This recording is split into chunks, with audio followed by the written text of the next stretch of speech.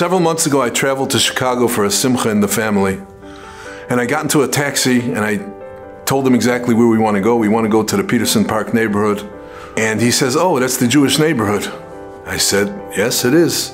As we got closer to the neighborhood, to be precise, St. Louis and Peterson, anyone familiar at the Peterson Park Jewish neighborhood, he turns to me and he says, "We are now in the Jewish neighborhood." I said, "How do you know?" He says, "Because I'm looking at the people in the street and I see the way the women handle themselves. I see the way they're modestly dressed. I see the way they conduct themselves. It's obvious that this is a Jewish neighborhood." And I said to myself that this cab driver, a Haitian cab driver, should understand what Kedushas Am Yisrael is just by looking outside on the street. And I was thinking, where does this come from?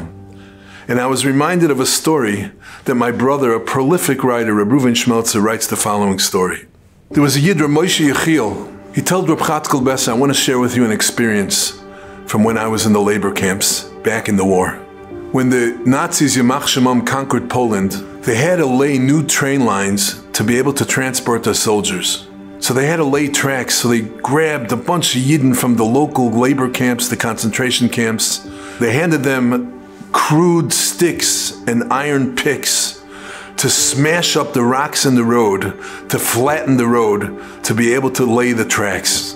The train tracks ran on top of a graveyard, and they instructed us that we have to crack and break the gravestones and flatten them out.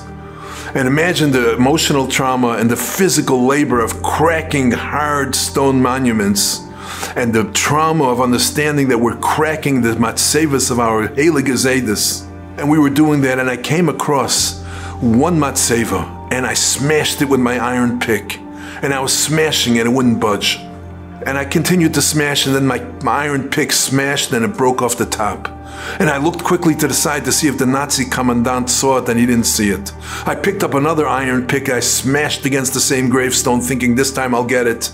And this time the commandant noticed me and he said, "You cursed Yid, you cursed Jid, you cursed Jew.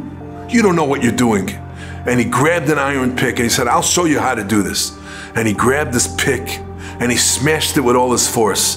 And the top of the pick flew into his face and he walked away cursing. I couldn't believe it. Every gravestone was managed. We managed to smash and flatten and crack into small pieces. Why was this gravestone not budging? And it was already nighttime, and I crawled on my tattered clothing and my bloody knees to try to make out the name on the monument. And I looked very closely and I saw that it said, "Here lies Sarah Schneerer." And I said to myself, "B'chayehem uvemoisam lo nifradu." The roots that were planted could not be budged. It remained staunch. The roots that she planted could not be broken. She implanted in a whole generation and generation and generation afterwards that we must be strong.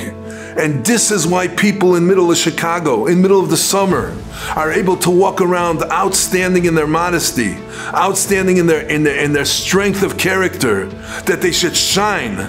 And every one of us could grab onto that root which Sarah Schneerer and others implanted and infused in us, that cannot be budged and it cannot be broken.